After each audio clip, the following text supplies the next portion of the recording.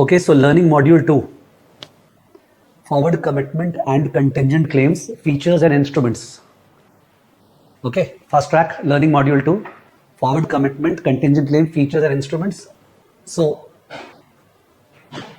this chapter goes into explaining each of the derivative instrument. जैसे first chapter में as per the author forward contract क्या होता है, futures contract क्या होता है, स्वैप क्या होता है, ऑप्शन क्या होता है, क्रेडिट डेरिवेटिव क्या होता है, वो समझाया हुआ नहीं था. It was not explained, it was just introduce, नाम बोला गया था. So I also did not do that in my first fast track learning module 1, but in this one they have explained the same. सो let us first of all pick up forward and futures.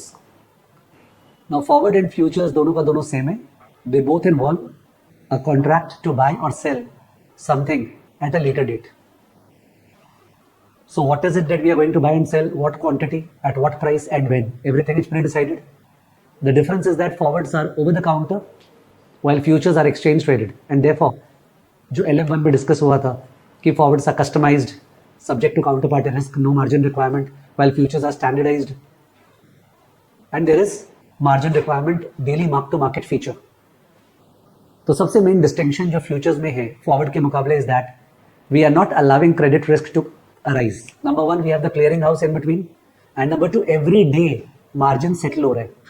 So if A goes long and B goes short, both have to deposit margin with the clearing house, and depending on daily settlement, the gain or loss shall be adjusted in the margin. Daily settlement takes place at the average price of the last half an hour or 1 hour, depending on the market. तो last आधे घंटा जो trading होता है उसका average becomes the daily settlement. Okay, both the long and the short have to deposit margin. If the price today goes up in the settlement, the long gains, the short loses. तो margin long का बढ़ा दिया जाता है, short का कम कर दिया जाता है. Tomorrow if the daily settlement price goes down, the short wins. तो शॉर्ट का मार्जिन इंक्रीज कर दिया जाता है और लॉन्ग का डिक्रीज कर दिया जाता है. तो margin keeps on changing. There is a minimum margin below which the margin should not fall. That's called maintenance margin. But if the margin falls below maintenance, there is a margin call and we have to bring the margin balance to the initial margin. अगर maintenance breach हुआ, initial तक लाना पड़ेगा, नहीं लाए तो सौदा काट दिया जाएगा. Okay, the contract will be squared of. So you are supposed to understand margin requirement, and you are supposed to understand why the margin system is there. It is to prevent default risk. Even the clearing house should not face default risk. Traders लोग को तो कोई default risk है ही नहीं, because clearing house will not default. But clearing house को तो default risk है with the traders. तो they will not default because उनका margin पड़ा है. सब margin खत्म हो गया तो उससे ज़्यादा loss हो गया तो नहीं हो सकता है, because every day the margin is adjusted. Okay, so this is a very very nicely designed stuff. Okay, from a control point of view. उसके अलावा in order to ensure that excessive speculation नहीं हो, there are price limits. Price limit मतलब last closing price plus minus 5%. Last closing price plus minus 5%. तो last अगर close हुआ था 500 पे, तो 525, 475 upper limit, lower limit. Okay, उसके बियॉन्ड ट्रेडिंग नहीं हो सकता है. 525 के ऊपर price can not go today, 475 के नीचे price can not go down today. Price limits are there. Okay, तो 525 के नीचे ट्रेड हो सकता है, 475 के ऊपर हो सकता है, बट उसके बियॉन्ड नहीं हो सकता. और कहीं कहीं पे तो सर्किट ब्रेकर्स होता है. सर्किट ब्रेकर्स मतलब overall trading comes to a halt. Trading comes to halt. Usually ये मार्केट वाइड सर्किट ब्रेकर होता है, जो इंडिया में भी हुआ है जब वो सब कांड होते हैं ना, ठीक है, जहां पे somebody dies or something and the market crashes by 10% Nifty, तो in that case the market halts. उसका रूल्स कोई इंटरेस्टेड है तो जाके गूगल पे या जीपीटी पे चेक कर सकता है कितना परसेंट गिरने से कब हॉल्ट होता है, पूरा दिन में कब हॉल्ट होते हैं. They are called circuit breakers. Those who enter futures, they don't remain till the last time. Most of them square off because futures तो बहुत liquid है. They keep on squaring off their position. जो long गया था वो short चला गया, जो short गया था long चला गया. तो at any point of time, the number of active contracts is called open interest. The number of active contracts is called open interest. Okay, open interest मतलब अभी भी कितना इंटरेस्ट खुला है जो स्क्वायर ऑफ नहीं हुआ है. ठीक है, फ्यूचर्स में या फॉरवर्ड में, दोनों में बाद में जाके लास्ट में जो रुका, there could be physical settlement और there could be cash settlement. वैसे ज्यादातर फॉरवर्ड में फिजिकल सेटलमेंट होगा, फ्यूचर्स में कैश, बट ऐसा कोई जरूरी नहीं है. फ्यूचर्स में भी फिजिकल सेटलमेंट होता है और फॉरवर्ड में भी कैश सेटलमेंट होता है. ओके, तो फॉरवर्ड और फ्यूचर्स तो यही स्टफ है, सबसे easiest derivative two understand. The best part is that forward और फ्यूचर्स नाम इतना बढ़िया है ना कि when we go to learning module 4, student understand कि फॉरवर्ड प्राइस का सबसे बेसिक फॉर्मूला क्या होगा, स्पॉट प्राइस का फ्यूचर वैल्यू. स्पॉट प्राइस का फ्यूचर वैल्यू, खैर वो बात करेंगे लर्निंग मॉड्यूल 4 में, ठीक है। तो forward and futures really enable price discovery of the stock, ये अपने थर्ड मॉड्यूल में डिस्कस होगा। ओके, सो अभी तक जो बोले उसको जरा सा लिख लेते हैं सो दैट एक rhythm comes, otherwise it becomes one sided affair, ठीक है। एक सेकेंड, थोड़ा सा स्क्रिबलिंग करने से it's always better, okay, you feel more participative, retention level goes up.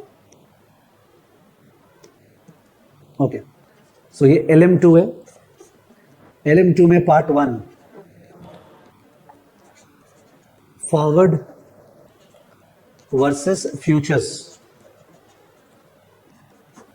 Over the counter versus ETD, फिर इसके अंदर का पॉइंट्स एवरीबडी रिमेंबर्स, ठीक है। This is customised, this is standardised, this is no margin, last class लिखा चुका, no margin, no M2M, no mark to market, इसमें margin है, डेली M2M है, ठीक है। इसमें less liquidity, I have dictated this last class, less transparency, okay, less regulation, और इसमें ठीक ऑपोजिट है, opposite please, I can't dictate like this, liquidity है, ट्रांसपेरेंसी, रेगुलेशन है। तो दिस वन ऑफर्स फ्लेक्सिबिलिटी, जैसा आप चाहोगे वैसा हो जाए, एज यू लाइक इट।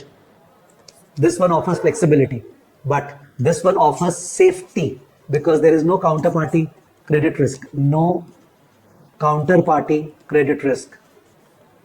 और फर्स्ट चैप्टर में तो इन्होंने ज्ञान दिया कि भाई GFC के बाद, ओके, GFC के बाद सेंट्रल काउंटर पार्टी आ गया है, तो फॉरवर्ड में भी सेंट्रल काउंटर पार्टी होता है, मार्जिन होता है, ऑल दैट ज्ञान is given in the first chapter, but उसके बाद they just forgot, they said it forward futures वही है भाई जो होता था, ठीक है। तो we have also told the students कि क्या आपको फॉरवर्ड कॉन्ट्रैक्ट के क्वेश्चन में, थियरी में CCP सोचना है क्या, नहीं सोचना है, अनलेस एंड अनटिल वो चला के वो हिंट दिए।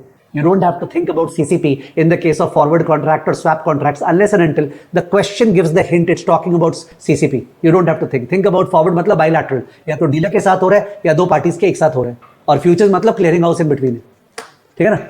उसके बाद जाके ये वाला जो पार्ट है, कौन सा पार्ट, दिस पार्ट, ये part, this part needs to be digged, needs to be digged, ठीक है। सो इसको डिग करने के लिए मैंने कुछ टर्मिनोलॉजी यूज किया, मैं ऊपर जा रहा हूं, पेज बचा हुआ है।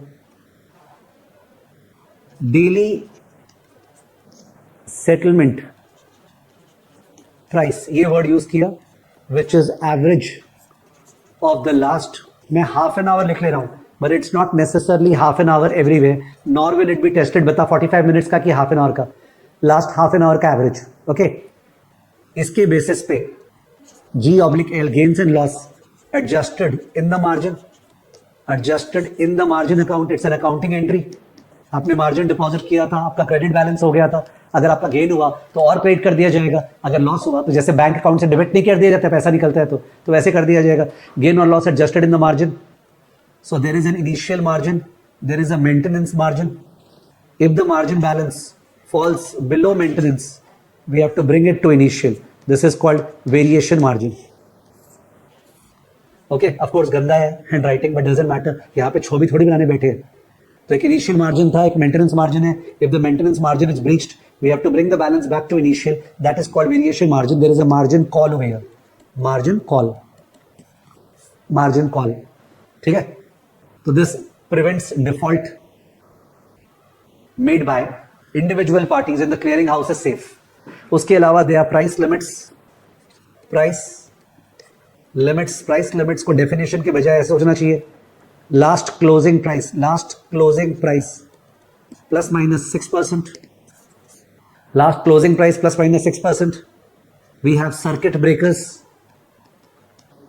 सर्किट ब्रेकर्स यानी कि ट्रेडिंग हॉल्ट, ये यूजुअली मार्केट वाइड होता है, पूरा बाजार बंद कर दिया जाता है for half an hour, 1 hour, अलग अलग कंट्री में अलग अलग रूल्स है।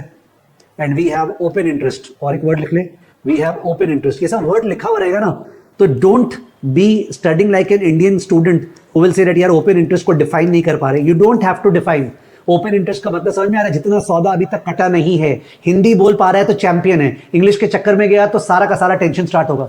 ओपन इंटरेस्ट, जितना सौदा अभी तक कटा नहीं है, ठीक है, that is open interest. Okay, so that was forward versus futures. Next we enter into swaps. Swaps में it is an exchange of a stream of cash flows. I call it portfolio of forward contracts.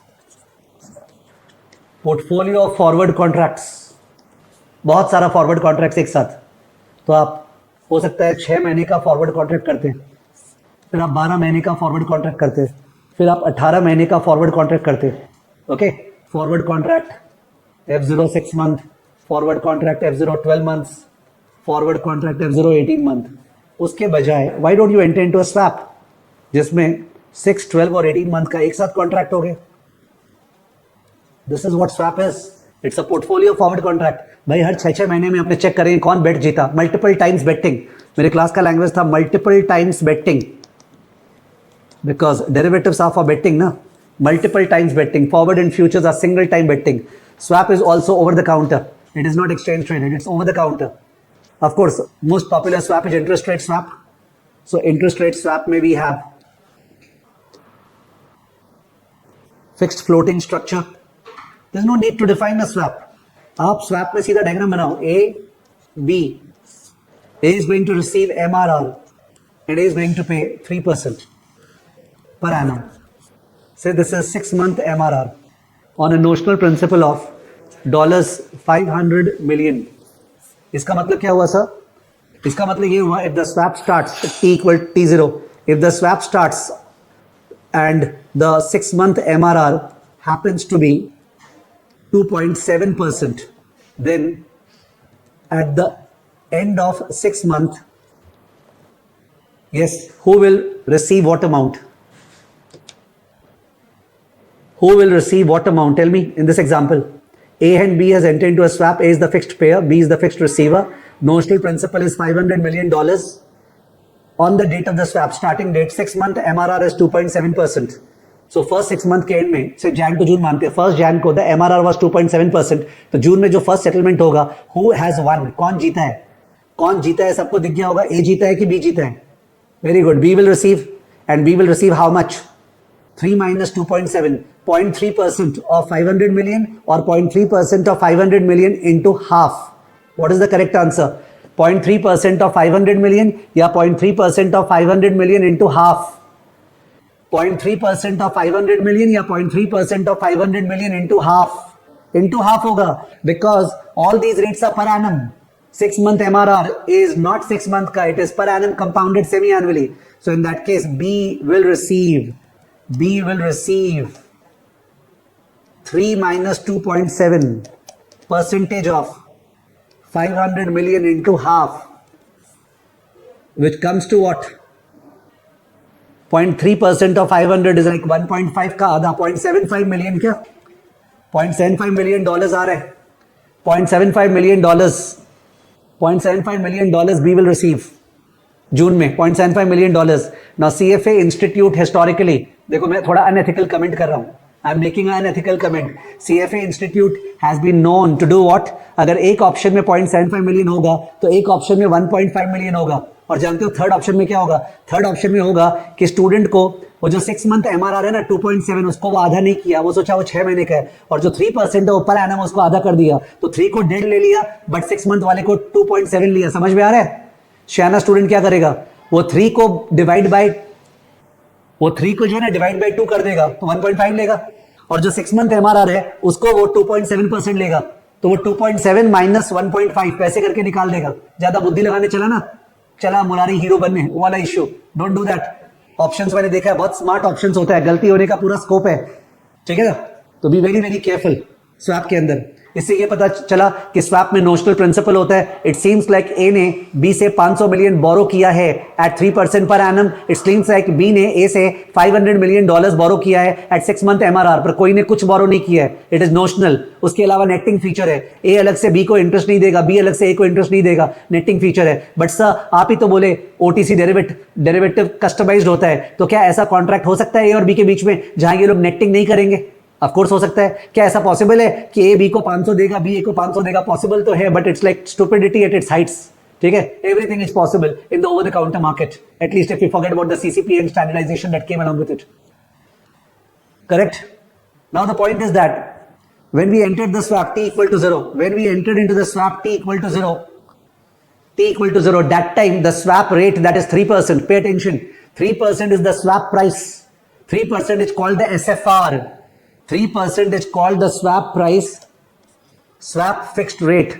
This is the swap price, this is the swap price, okay, and it was determined by the prevention of arbitrage principle. It was determined by the prevention of arbitrage principle. Sir क्या arbitrage का बात कर रहे हैं आप साफ साफ देखिए, ए और बी दोनों को पता था कि इस स्वैप में फर्स्ट 6 मंथ में बी को पैसा मिलेगा। ए क्यों अग्री किया सर?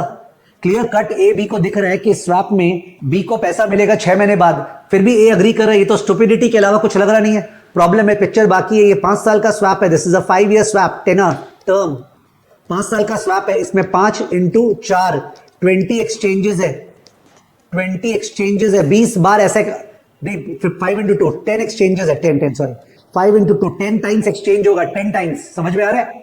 5 साल में 6 महीना करके 10 बार टोटल एक्सचेंज होगा, जिसमें पहली बार का पता है कि पहली बार ए को पे करना है बी को 0.75 मिलियन, पर उसके बाद में तो नोबडी नोस, उसके बाद में तो नोबडी नोस, बिकॉज 1 जुलाई को what will be the MRR, nobody nose. उसके बाद 1 जैन को what will be the MRR, nobody nose. उसके बाद 1 जुलाई को what will be the MRR, nobody nose. ठीक है, किसी को पता नहीं है।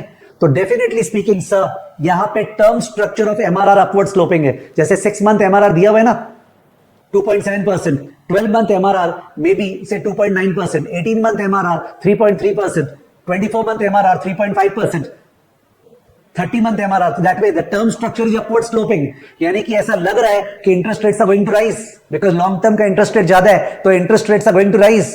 जिन्होंने फिक्स्ड इनकम किया है, दैट्स प्योर एक्सपेक्टेशंस थियरी कि interest rates are expected to rise. तो इंटरेस्ट रेट्स अगर एक्सपेक्टेड टू राइज है, तो एक को लग रहा है कोई बात नहीं बेटा, अभी तो तुम ले ले पैसा, उसके बाद तो हम है ना वॉट एवर इट इज, उसके बेसिस पे, प्रिवेंशन ऑफ आर्बिट्राज प्रिंसिपल के बेसिस पे स्वैप का प्राइस 3% आया है। तो at t = 0 what is the value of the swap? 0। Value of the swap is 0। Please remember, forward commitments में price and value are different. Price is the rate which is agreed upon, but value is what फायदा घाटा both the parties are sitting upon. ठीक है, तो forward commitments में price and value are not the same. Every time value is 0 to begin with, value is 0 to begin with. ठीक है, तो but after the passage of time, 2 महीने बाद, 4 महीने बाद, 6 महीने बाद, 8 महीने बाद, interest rate term structure will change. अगर इंटरेस्ट रेट टर्म स्ट्रक्चर ऊपर चला गया तो A will be sitting on a positive value, B on a negative value. Term structure नीचे चला गया तो B is sitting on a positive value, A on a negative value. Okay, तो in that case valuation of swap वो अपने है learning module 6 या 7 में है वो। ठीक है ना, पर उसका थियरी तो अभी भी जानना पड़ेगा कि यस सर स्वैप का वैल्यू चेंज होता रहता है, काउंटर पार्टी रिस्क है। सपोज ऐसा हुआ कि स्वैप एंटर करने के 9 महीने बाद इंटरेस्ट रेट जोर से बढ़ गया, सपोज ऐसा हुआ कि स्वैप एंटर करने के 9 महीने बाद इंटरेस्ट रेट जोर से बढ़ गया, तो इन दैट केस कौन फायदे में है? Aryan, Vivek, Prem, Arora, Kaushik Shah, yes please. Suppose 9 months के बाद इंटरेस्ट रेट जोर से बढ़ गया तो कौन फायदे में है? मेरे एग्जांपल में ए फायदे में है, ए फायदे में बैठा हुआ है, the value of the swap is positive to A, so who is exposed to counterparty credit risk at that point of time? Who is exposed to counterparty credit risk at that point of time? Who is exposed to counterparty credit risk at that point of time? A, because A फायदे में ना, A is supposed to get the money from B. Counter party credit risk किसको होता है? जो पैसा पाता है, जो पैसा पाता है। अगर तुमने मेरे से CFA इंस्टॉलमेंट में ज्वाइन किया है कि सर हम आपका 6 इंस्टॉलमेंट में फीस देंगे, तो I am suffering counter party credit risk. ठीक है, बिकॉज हो सकता है तुम पे नहीं करेगा, तो यहां पे 9 महीने में अगर इंटरेस्ट रेट बढ़ गया तो ए फायदे में है, जो फायदे में है वही काउंटर पार्टी रिस्क फेस कर रहा है, current counter party credit risk. ठीक है, तो क्रेडिट रिस्क स्वैप में जोर का है। जीएफसी में सबसे ज्यादा स्वैप में ही कांड हुआ था, स्वैप में, तभी तो swap execution facility, think about it, ISDA, international swap dealers association. Somebody will wonder यार ये सारा का सारा नाम स्वैप में ही क्यों पड़ा? बिकॉज स्वैप में मार्केट बहुत बड़ा है, बिलियंस ऑफ डॉलर्स और ट्रिलियंस ऑफ डॉलर का ये लोग नोशनल प्रिंसिपल पे डिस्कस कर लेते हैं, तो इन दैट केस बहुत भयंकर हो जाता है। और करेंसी स्वैप अगर है, करेंसी स्वैप जहां पे एक लेग इज डॉलर, दूसरा leg is pound, currency swap, तो उसमें तो even the principal amount is exchanged and re exchanged, the principal amounts are not notional. अगर करेंसी स्वैप है, से 1 pound is equal to $1.5. So if 500 million pound is one leg, the other leg is $750 million. One leg is 500 million pound, the other leg is $750 million. Aryan is asking क्या swap का value negative हो सकता है? आर्यन तुमने क्या पूछ लिया? Oh God, derivatives are a zero sum game. Aryan Tiwari ने पूछा क्या स्वैप का वैल्यू नेगेटिव हो सकता है? Derivatives are a zero sum game. अगर 9 महीने बाद मैंने बोला टर्म स्ट्रक्चर बढ़ गया है और ए के लिए स्वैप का वैल्यू पॉजिटिव है, तो ऑब्वियसली उसी समय बी के लिए स्वैप का वैल्यू उतना ही नेगेटिव है.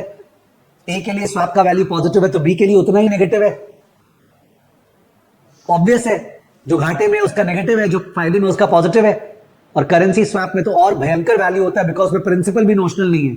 ओके, तो उसमें और ज्यादा रिस्क हो जाता है काउंटर पार्टी. ये क्या पता पूरा पैसा नहीं मार ले. ठीक है, एक्सचेंज रेट चेंज होने से वो डॉलर पाउंड का पैसा भी नहीं मार ले. तो करेंसी स्वैप सा मच मोर रिस्की है. बट अपने करिकुलम में करेंसी स्वैप के अंदर ज्यादा डिग नहीं किया है. करेंसी स्वैप के अंदर of course you should be aware, you should be aware. Equity swap भी you should be aware. Equity swap में मैं तुमको 10% दूंगा, तुम मेरे को निफ्टी का रिटर्न देना. मैं तुमको 10% दूंगा, तुम मेरे को निफ्टी का रिटर्न देना. या फिर मैं तुमको एमआरआर दूंगा, तुम मेरे को निफ्टी का रिटर्न देना. ठीक है, तो floating versus equity, fixed versus equity, equity versus equity. I give you TCS का रिटर्न, टीसीएस का. यू गिव मी इंफोसिस का return, pair trading. I give you TCS का return, you give me Infosys का रिटर्न, पेयर ट्रेडिंग. ठीक है, that is equity swap. तो currency swap, equity swap. Commodity swap, I'll pay you the market price of crude oil, you pay me a fixed price of crude oil. I'll pay you the market price of crude oil, you pay me a fixed price of crude oil. ठीक है, तो swap बहुत सारी चीजों पे है. It's a very very open market. ठीक है, so what all we discussed value of swap keeps on fluctuating and both parties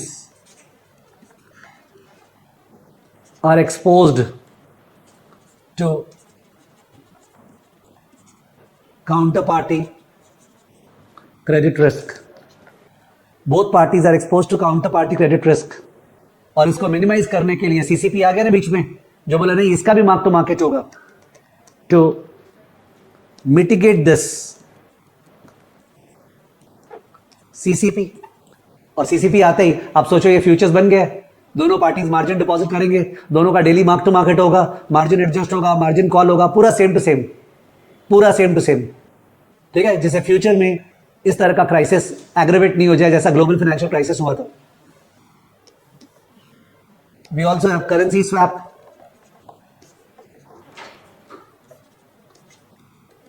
principal amounts are not notional. No netting, netting नहीं होता है यूजुअली. भाई हम तुमको अलग से पाउंड का इंटरेस्ट देंगे, तुम मेरे को अलग से डॉलर का इंटरेस्ट दो. No netting. Greater counter party risk, greater counter party risk. So that was forward futures and swap for you. उसका क्वेश्चंस करते हैं. फॉरवर्ड फ्यूचर स्वैप का क्वेश्चंस कर रहे हैं. चलो, फॉरवर्ड फ्यूचर स्वैप का क्वेश्चन कर रहे हैं. Which of the following is least likely true regarding futures and forward contract? कौन सा फॉल्स है?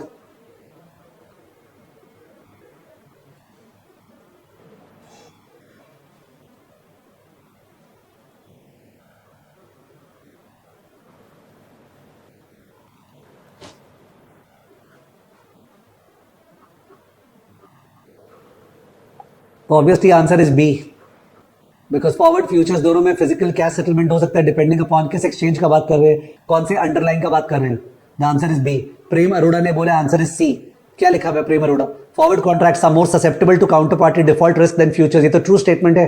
शुभांगी ने भी, तो Shubhangi and Prem Arora I think आप लोग ऊपर में रीड ही नहीं कर रहे हो. लीस्ट लाइकली ट्रू लिखा हुआ था and you are searching for कौन सा सही लग रहा है. ए और सी करेक्ट स्टेटमेंट है, बी इनकरेक्ट स्टेटमेंट है. Both forward and futures fix price, price fix होता है. वो अलग बात है कि फॉरवर्ड में फिक्स ही रहता है और फ्यूचर्स में डेली रीप्राइस होता रहता है, पर फिक्स तो होता ही है. तो A and C are true, B is false. तो B is the answer. Question number 2, which of the following is least likely to be a distinguishing feature between forward and futures contract? तो दो तो distinguishing feature है, पर एक तो distinguishing feature नहीं है, वो बताना है. Futures contract mitigate counterparty risk through a clearing house, while forwards are subject to bilateral credit risk. Forward contracts allow for customization of settlement terms, while futures contracts are standardized. Futures contracts are settled only at expiration, while forwards are mark to market daily. उल्टा लिखा है ना, option number सी उल्टा लिख दिया. Option number सी में उल्टा लिखा है. C is the answer. Next question 3. Which of the following practices do clearinghouse use to calculate daily gains and loss for futures contract participant? Daily gains and loss निकालने के लिए वो लोग क्या करते हैं? डेली गेन्स एंड लॉस निकालने के लिए वो लोग क्या करते हैं? Yes, they do mark to market on a daily basis. Margin call is not the way. Margin call है क्रेडिट रिस्क को बचाने के लिए, but to calculate daily gains and loss they do daily settlement. Daily closing price पे settlement होगा. Option number B. Limit up and limit down तो अलग ही चीज है, वॉलेटिलिटी को कम रखने के लिए. तो answer is B. Question number 4. A natural gas producer जिसको जैसे वीट फार्म है उसको वीट का दाम गिरने का डर है. नेचुरल गैस प्रोड्यूसर उसको गैस के प्राइस गिरने का डर है. Enters into a 3-month forward contract to sell 5 lakh units at a forward price of 3.5 पर यूनिट. वो बेवकूफ होगा जो MMBTU को प्रॉपरली इज्जत के साथ पढ़ेगा, फिर ब्रैकेट में जाके उसका फुल फॉर्म पढ़ेगा. पगला गया है. ठीक है. 3-month forward contract to sell 5 lakh units at 3.5. दाम फिक्स हो गया. एट मेच्योरिटी 3 महीने बाद द स्पॉट प्राइस इज 3.2. ये तो शॉर्ट गया था, F माइनस गया था. इसने F माइनस गया था contract to sell F minus, और दाम 3.5 से 3.2 हुआ. फायदा या घाटा? ऑफकोर्स फायदा. कितने का फायदा? 0.3 into 5 lakh. 0.3 into 5 lakh which is what 1,50,000 positive. Option number B. 1,50,000 positive. Option number B. Okay, 1,50,000 positive. Option number B. Question 5. An investor enters into two separate derivative contracts on the same commodity. 3-month forward contract to buy 1,000 barrels of oil at $75 per barrel. 3-month futures contract to buy 1,000 barrels of oil at $75 per barrel. तो forward contract एक futures contract है. At maturity the spot price of oil is 72. तो ये तो F plus किया था, दोनों में लॉस होगा इसको. Which of the following statement is most accurate regarding the investor's position? The investor realizes identical payoff on both contracts since they have the same terms. Identical word लिखा है. बोला identical payoff. I didn't like the word identical. वैसे लग रहा है हाँ sir दोनों में 3 का नुकसान हुआ, बट आपको पता है कि फ्यूचर्स में तो बीच बीच में पैसा देना पड़ेगा, लेना पड़ेगा. तो because of time value of money it is not identical. Because of time value of money it is not identical. Ignore time value of money it is the same. बीच में पैसा जा रहा है तो ब्याज जा रहा है, पैसा आ रहा है तो ब्याज आ रहा है. ठीक है ना. B. The investor's forward contract results in a larger loss than the futures contract due to mark-to-market differences. ऐसा नहीं बोल सकते. The investor's futures contract requires daily cash settlement, while the forward contract settles only at maturity. Clear cut. Answer is option number C. Okay. Answer is option number C. Question 6. Investor enters into a plain vanilla interest rate swap to receive fixed at 4% and pay 6-month LIBOR. तो receive 4% पे LIBOR, receive 4% पे 6-month LIBOR. काश interest rate गिरे. The swap has 2 years remaining. Wrong है some.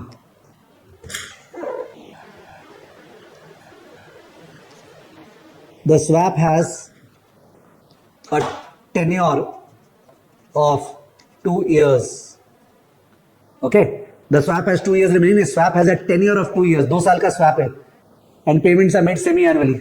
The current 6-month LIBOR is 3.5%. Okay, T0 पे.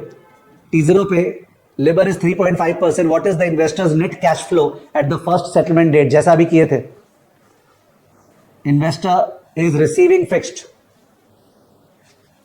Investor is receiving fixed.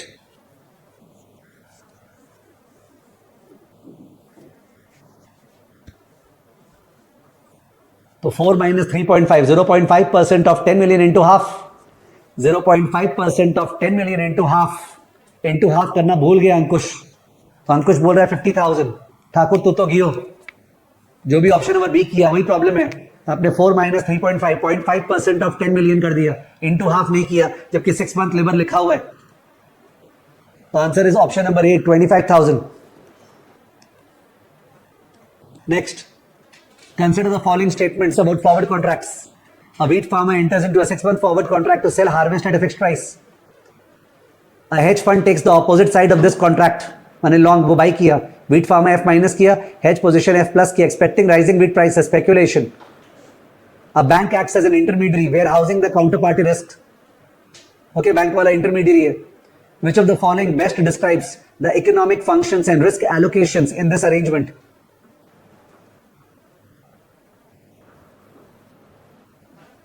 Which of the following best describes the economic functions and risk allocations in this arrangement? पहला, the farmer hedges price risk, ठीक लग रहा है. The hedge fund speculates on price direction, ठीक लग रहा है. And the bank eliminates all counterparty risk through daily mark to market, एकदम wrong. बैंक वाले को तो डबल काउंटरपार्टी रिस्क है.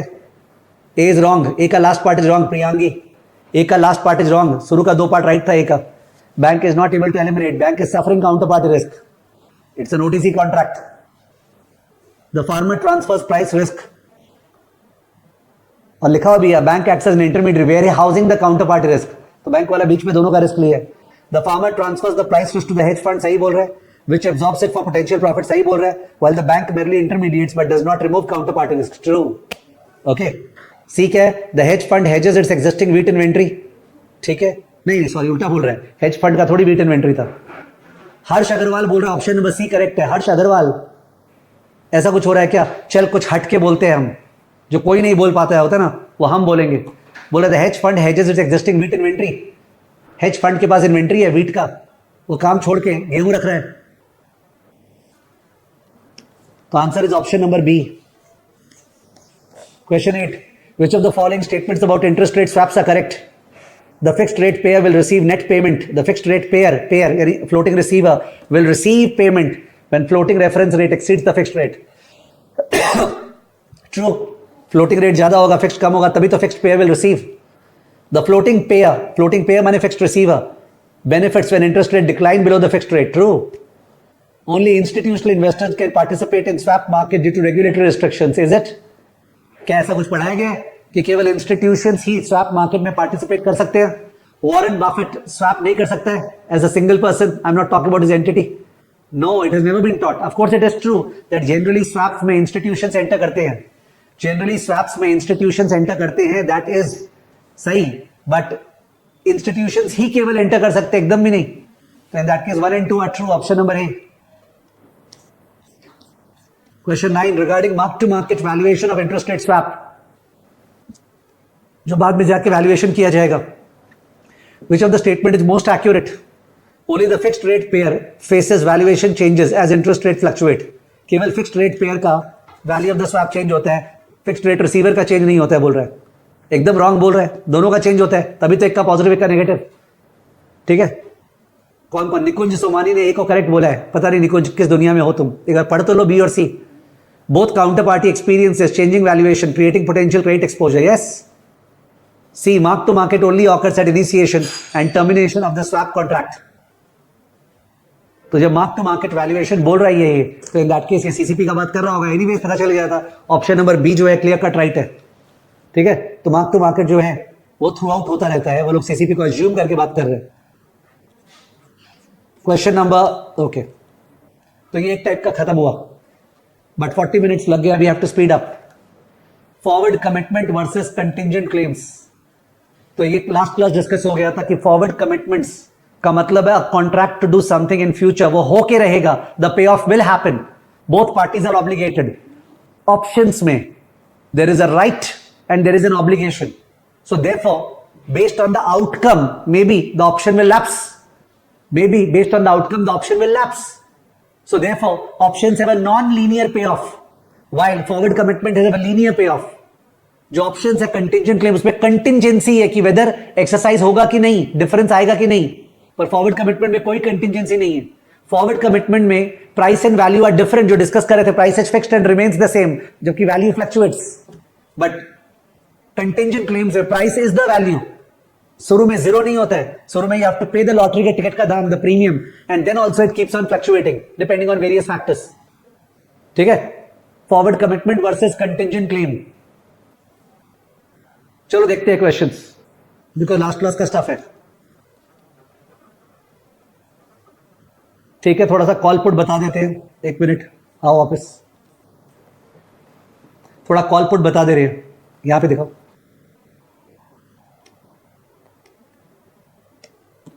तो कंटिंजेंट क्लेम जो है उसके अंदर number 1 we have options, number 2 we have credit derivatives,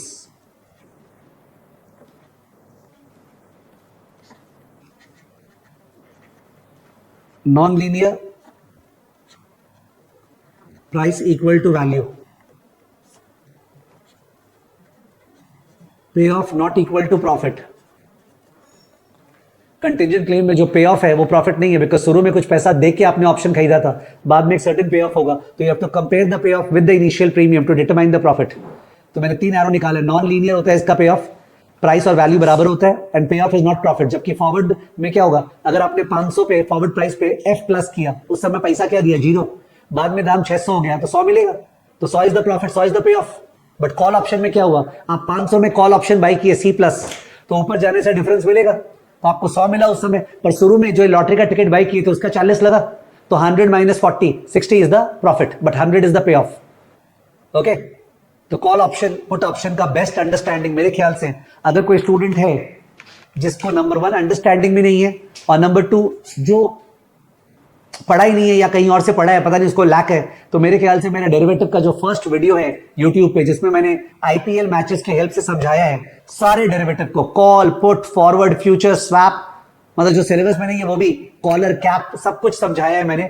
derivative का वो वीडियो वॉच कर लेना चाहिए. ओके, यूट्यूब पे डेरिवेटिव फर्स्ट क्लास. ओके, जो मेरा स्टूडेंट नहीं है, इनकेस फास्ट ट्रैक ज्वाइन किया है तो बेटर रहेगा, बिकॉज हमेशा के लिए बेनिफिट हो जाएगा. The way to think. तो हम लोग क्या बोलते हैं, हम लोग बोलते हैं सी प्लस, लोग बोलते हैं राइट टू बाय, और हम लोग बोलते हैं ऊपर जाने से डिफरेंस आएगा, नीचे जाने से लैप्स. ऊपर जाने से डिफरेंस आएगा, नीचे जाने से लैप्स. वन साइडेड पे ऑफ. किसके ऊपर किसके नीचे, स्ट्राइक प्राइस के ऊपर नीचे. जो सी माइनस किया उसका भी सेम है, सी माइनस का एक्सरसाइज ऊपर ही होगा, बट ऊपर जाने से डिफरेंस देना पड़ेगा, नीचे जाने से लैप्स.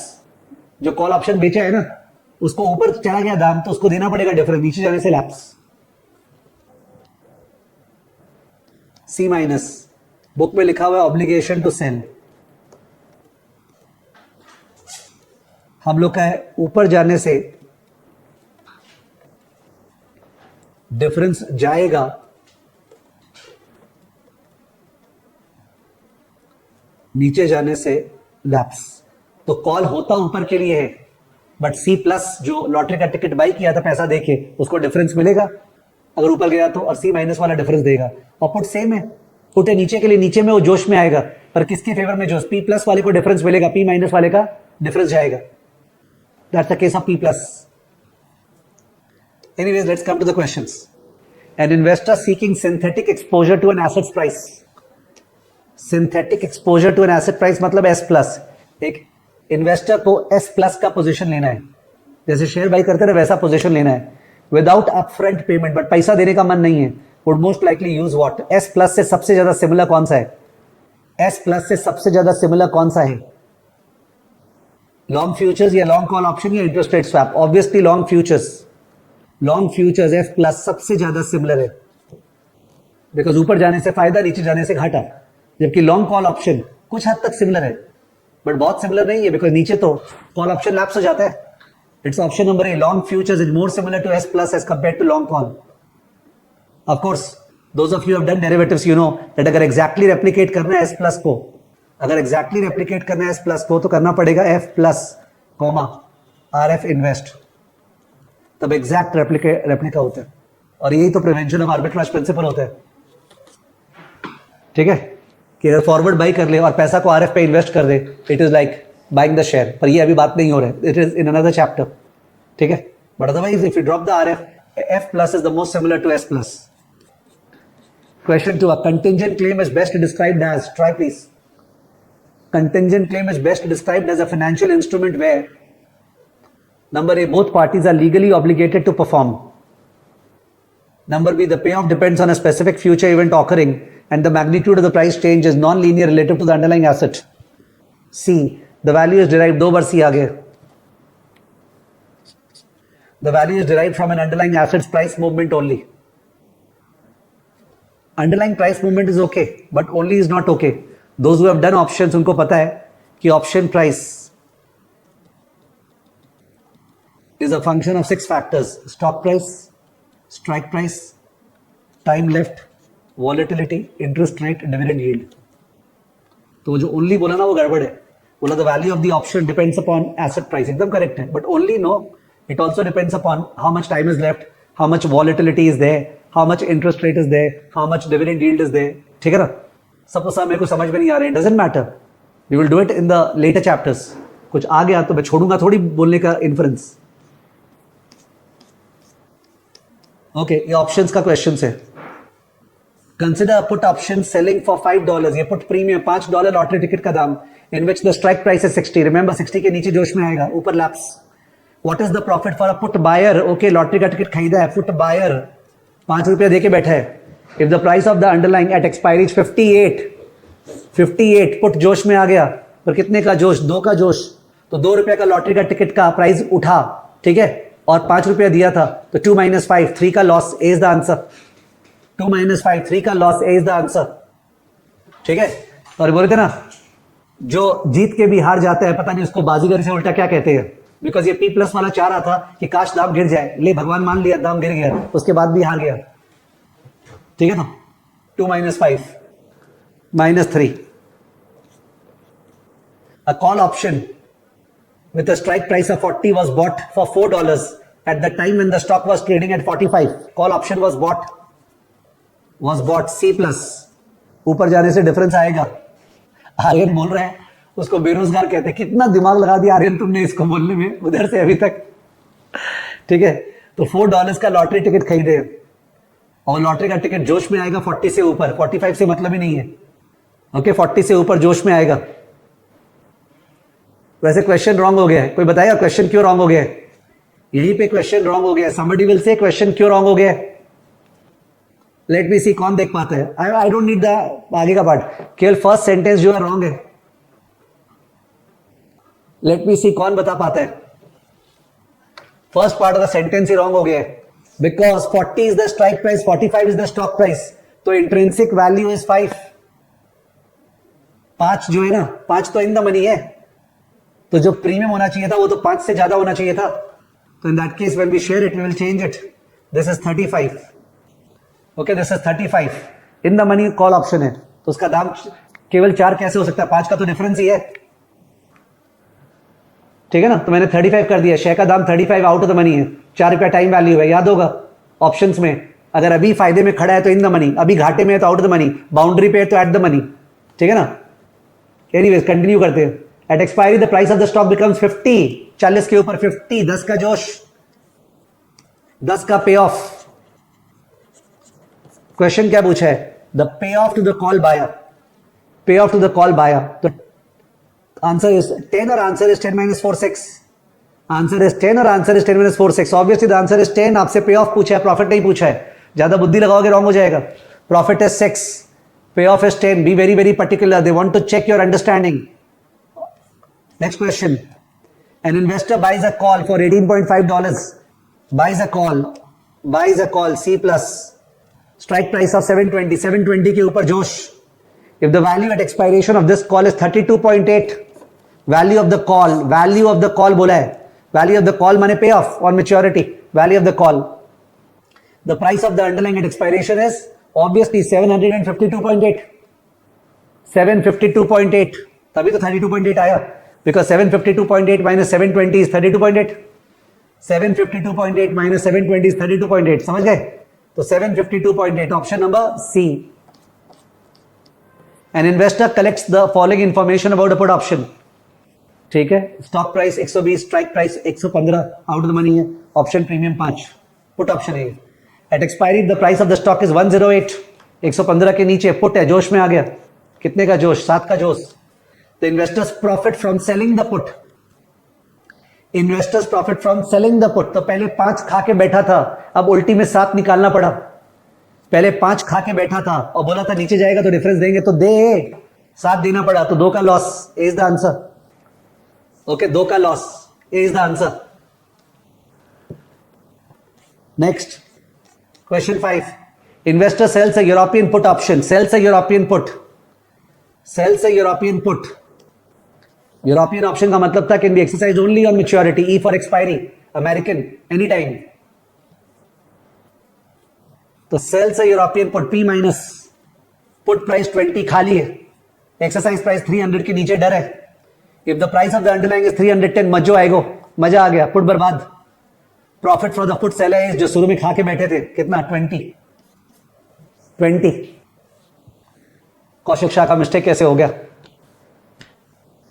ओके, कौशिक शाह ने 310 में से 300 लेस करके ऐसे बोल दिया, गड़बड़ हो जाए Kaushik Shah, be careful.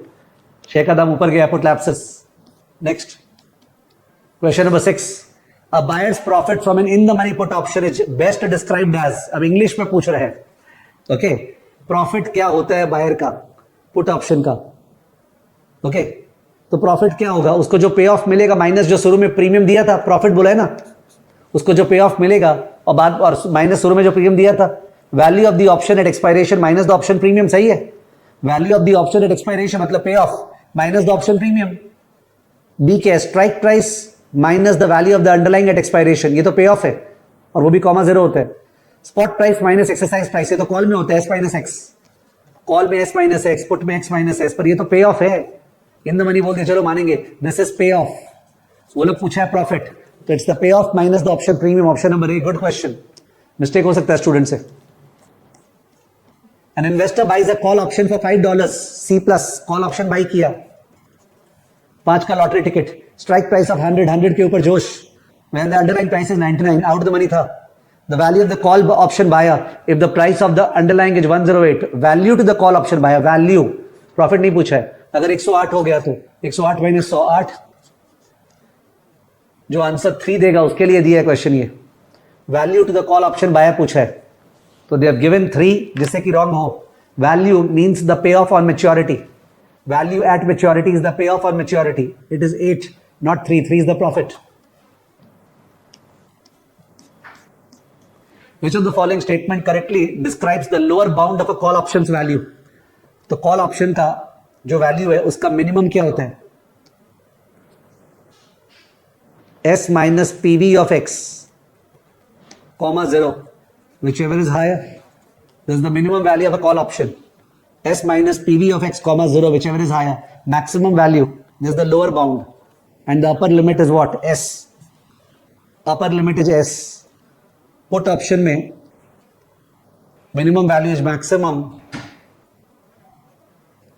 PV of X minus S comma 0 and minimum is what? PV of X. मैंने maximum is PV of X, upper limit. Okay, lower limit and upper limit. टोन पता ही है ना, कॉल में टोन क्या एस माइनस एक्स, तो पीवी ऑफ एक्स. पुट में क्या है? एक्स माइनस एस, तो PV of X minus S. Vivek Mangla is saying maximum is x. Maximum x तो होगा ऑन मैच्योरिटी. आज अगर पहले खड़े अपने 6 महीना पहले, तो एक्स की होगा. अगर अमेरिकन है तो एक्स होगा. विवेक, अगर अमेरिकन है तो एक्स होगा. ये अमेरिकन बोला है कि मैंने यूरोपियन के हिसाब से लिखा है? मैं यूरोपियन का लिखाया हूं. ठीक है, तो क्या पूछा ये? विच of the following statement correctly describes the lower bound of for a call options value? Lower bound for a call options value. That is spot price minus the present value of exercise price or 0, whichever is higher. Option number A. Which of the following best describe the upper bound for the value of European put option at expiry? Upper bound for a European put option at expiry. Put option वाला क्या चाहेगा? काश share का दाम गिर के 0 हो जाए, तो 0 हो जाए तब भी तेरे को क्या मिलेगा? X से तो मिलेगा. तो answer is B. Answer is B, X. Because at expiry बोले. Answer is B, X. 500 पे राइट टू सेल है, शेयर का दाम 0 हो गया, बहुत ही बढ़िया बात है, पूरा 500 का फायदा. Credit derivatives. तो क्रेडिट डेरिवेटिव का ब्रीफ डिस्कशन लास्ट क्लास भी हुआ था. मैंने बोला था प्लीज थिंक इंश्योरेंस. रिक्वेस्ट किया था CFA लेवल 1 के लिए इंश्योरेंस सोचना बेस्ट है. ठीक है, कि भाई मेरे पास एक बॉन्ड है, I have a bond plus, ये रिस्की बॉन्ड है, issued by Adani, and I am afraid this bond can default. तो I will go to mister B and I will buy CDS. ये CDS बायर. तो insurance premium pay करेंगे spread every year से 2% per annum, और उसके बदले ये बोलेगा I promise to insure you. चिंता मत कर, in case of credit event, in case of credit event, credit event हुआ तो मैं तेरे को बचा लूंगा, क्रेडिट इवेंट हुआ तो मैं तुमको बचा लूंगा, ठीक है। क्रेडिट इवेंट जो है वो क्रेडिट इवेंट क्या होगा, क्रेडिट इवेंट बहुत इंपॉर्टेंट है। Credit event would be bankruptcy, किसका, रेफरेंस एंटिटी का, अदानी का बैंकरप्सी हो गया, या फिर it could be involuntary restructuring of debt, involuntary restructuring of debt, यानी ऐसा कुछ हुआ है ना कि डेट 500 मिलियन का था, तो जो भी डेट होल्डर्स को बोला यार आप लोग को 200 मिलियन ही मिलेगा, 8% का था आप लोग को 4% ही मिलेगा, 4 साल का था आप लोग को 40 साल बाद मिलेगा, ठीक है। तो ऐसा कुछ अगर रीस्ट्रक्चरिंग हुआ तो उसको भी क्रेडिट इवेंट मानते हैं। तो दोनों ही शर्तों में अगर बॉन्ड का वैल्यू गिर के जैसे 100 मिलियन का अगर 40 हो गया तो 60 मिलियन बी देगा एक को, ठीक है ना। तो that is CDS, credit default swap. Let's see whether we can do the question. तो एक मिनट, क्रेडिट डिफॉल्ट स्वैप एक इंपॉर्टेंट चीज था, ध्यान दो। If you buy a risky bond, if you buy a risky bond, there are two risks you are taking. Number one, risk of interest rate rising. Number two, default. Am I correct? अगर आपने एक risky bond by किया तो आपने दो risk लिया। Number one, interest rate बढ़ गया तो बॉन्ड प्राइस जोर से गिरेगा। नंबर टू, डिफॉल्ट कर। ना if you don't want this risk, अगर आपको ये रिस्क नहीं चाहिए तो buy a CDS, buy a CDS protection buy कर लो। तो ये क्या बन गया, तो ये बन गया रिस्क फ्री बॉन्ड। तो risky bond, long risky bond, risky bond plus, plus माने ऊपर comma, CDS plus is equal to risk free bond plus. Very very important, अगर डिफिकल्ट क्वेश्चन आता है तो, कि रिस्की बॉन्ड अगर बाई की और सीडीएस बाई कर लिए तो एक तरह से मेरे पास रिस्क फ्री बॉन्ड है, हम केवल इंटरेस्ट रेट पे खेल रहे हैं, अब मेरे को डिफॉल्ट का चिंता नहीं है। Of course counter party risk है, बिकॉज जिससे हम सीडीएस बाई किए वो पैसा मार लिया तो मार ही सकता है। लास्ट क्लास हुआ तो ऑप्शंस में जो बायर है केवल उसको काउंटर पार्टी रिस्क है, बिकॉज केवल सेलर डिफॉल्ट कर सकता है, ठीक है। तो ये तो कंटीजेंट क्लेम है ना, only the buyer is facing counter party risk. Is this clear? This is very important, you should really think about it and mark it and write it. कि सर अगर इसकी बॉन्ड बाई किए तो दो risk है, number one interest rate बढ़ने का, number two default का। मेरे को डिफॉल्ट का रिस्क नहीं चाहिए तो सीडीएस बाई कर लिया, सीडीएस बाई कर लिया।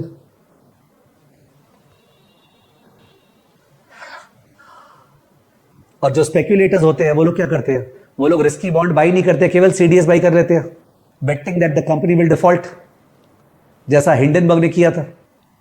It bought CDS on Adani enterprises.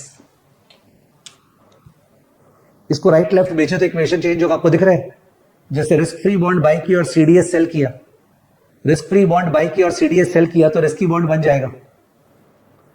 Risk free bond अगर बाई किया तो देखा जाए तो क्रेडिट रिस्क लिया नहीं, और सीडीएस को सेल किया तो एक तरह से क्रेडिट रिस्क ले लिया तो रिस्की बॉन्ड बन गया, ठीक है। Important stuff this one, the left side. In a CDS, the protection buyer makes fixed payments primarily to compensate the seller for.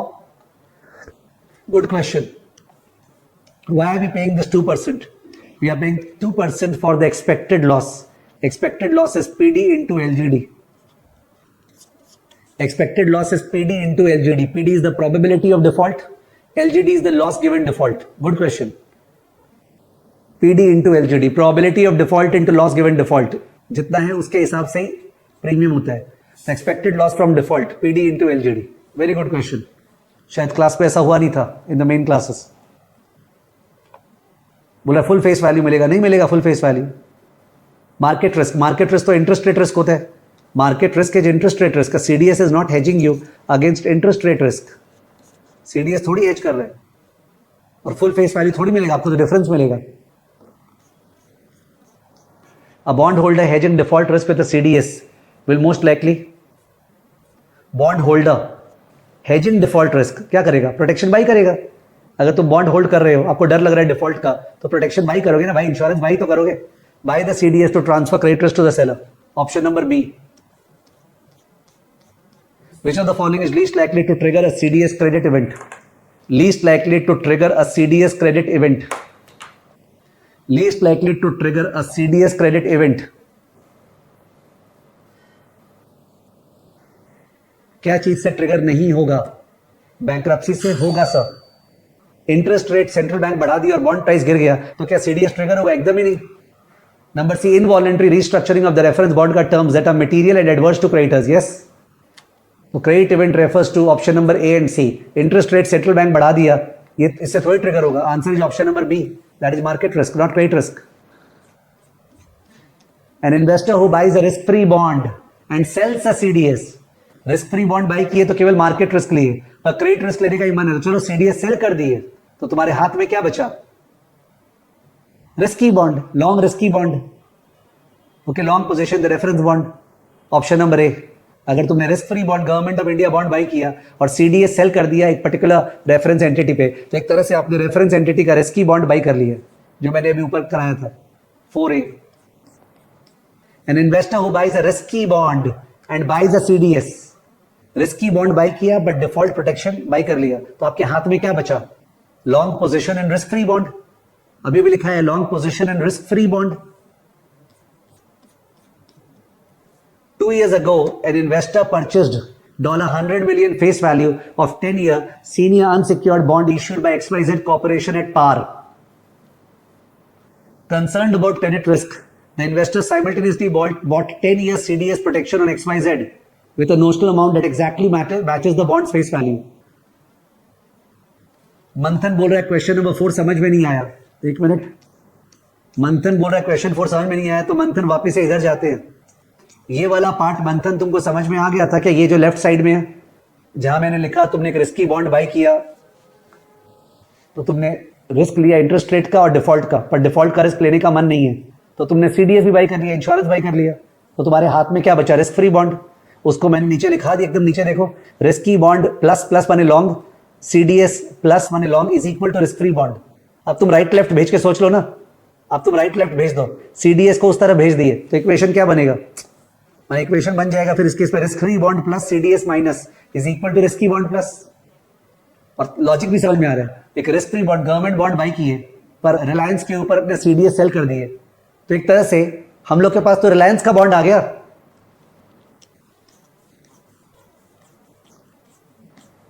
Question number 6 पे थे शायद अपने, या सॉरी। तो 2 years ago, an investor purchased $100 million face value of a 10-year senior unsecured bond issued by XYZ at par। ठीक है, 2 साल पहले परचेस किए थे। Investor purchased $100 million face value of 10-year senior unsecured bond issued by XYZ at par. Concerned about credit risk, the investor simultaneously bought 10-year CDS on XYZ, the notional amount that exactly matches. ठीक है, तो bond plus CDS. After 2 years, XYZ Corporation experiences a credit event. Credit event हो गया, bankrupt हो गया वो.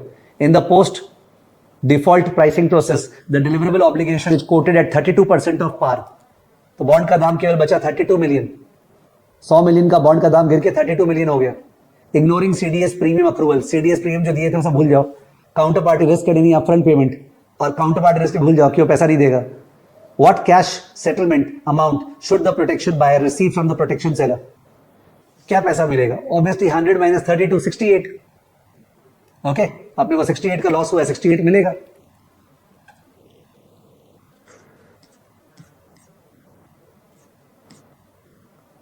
Forward versus option, forward versus option.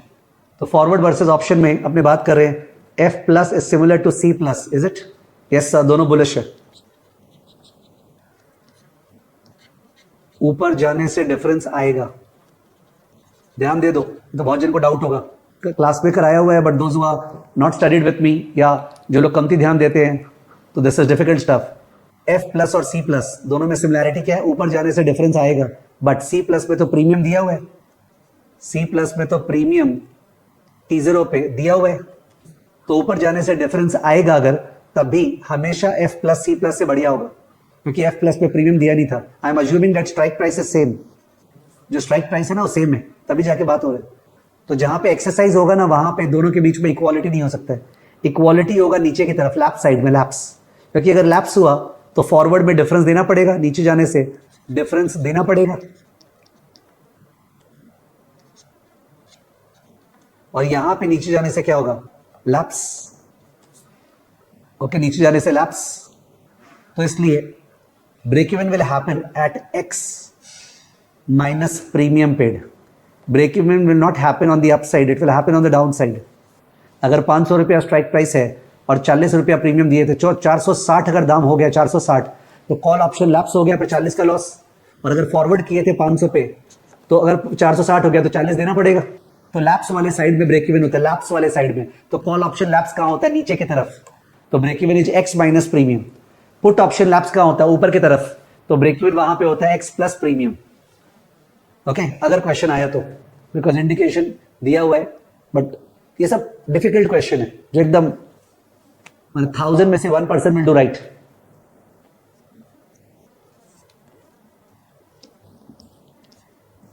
Neera Patel wants to increase her bullish exposure to GHI, currently trading at 480. She is evaluating 2 6-month strategies. Sell a put option at a strike of 470, put a put. Premium 12. Enter a 6-month long forward at a forward price of 470. देखो 470 same है, तो नीचे जाने से तो दोनों में difference देना पड़ेगा, P माइनस में भी F प्लस में भी। तो नीचे में सिमिलैरिटी नहीं हो सकता, बिकॉज पुट में तो प्रीमियम खा के बैठे हैं, और ऊपर जाने से पुट में पैसा नहीं देना पड़ेगा, पुट में पैसा नहीं आएगा और F प्लस में पैसा आएगा। तो इट्स 470 प्लस 12 482। इसका शॉर्टकट क्या है? पुट में X प्लस प्रीमियम, कॉल में X माइनस प्रीमियम, बिकॉज कौन सा तो यही सम आने वाला है, तो कितना भार लेके बैठेंगे। एक्सरसाइज साइड में इक्वालिटी नहीं आ सकता है, लैप्स वाले साइड में आएगा। Is anybody on this earth doing such questions? ये जो करवाया हूं, नो, नहीं कर रहा है कोई भी। We are the only one, yes, because core में इंडिकेशन है and we want to leave nothing. Arjun Desai wants to increase his bullish exposure to JKL, currently trading at 530. He is evaluating 2 6-month strategies. Buy a 6-month call option C plus कर लो या F plus कर लो। देखो वैसा ही सम है, ये call का है, call with forward, तो नीचे की तरफ लैप्स होगा। तो it is 540 minus 20, 540 minus 20 which is what? 520. 540 minus 20 which is 520.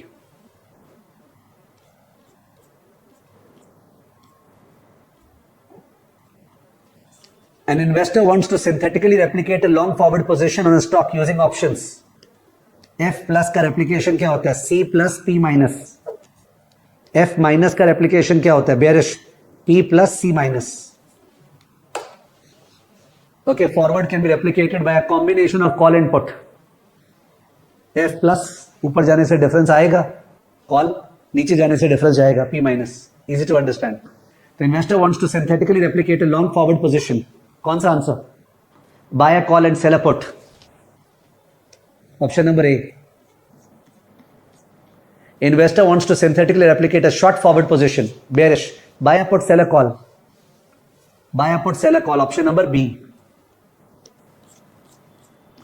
तो क्लियर कट बोल दो, ये जो लास्ट वाले क्वेश्चंस है ये एग्जाम में आने का कमती चांस है। आ सकते हैं कि एकदम से आ सकते हैं। ये जो क्वेश्चन था सीडीएस का, ये भी एग्जाम में आने का कमती चांस है। सीडीएस का थोड़ा बहुत ये सब आ सकता है अगर डिफिकल्ट आया तो, ठीक है ना, बट शुरू का जो क्वेश्चन था वो ज्यादा एग्जाम में आता है। Okay, so that's it for this chapter. Okay, ठीक है, तो चलिए बाय।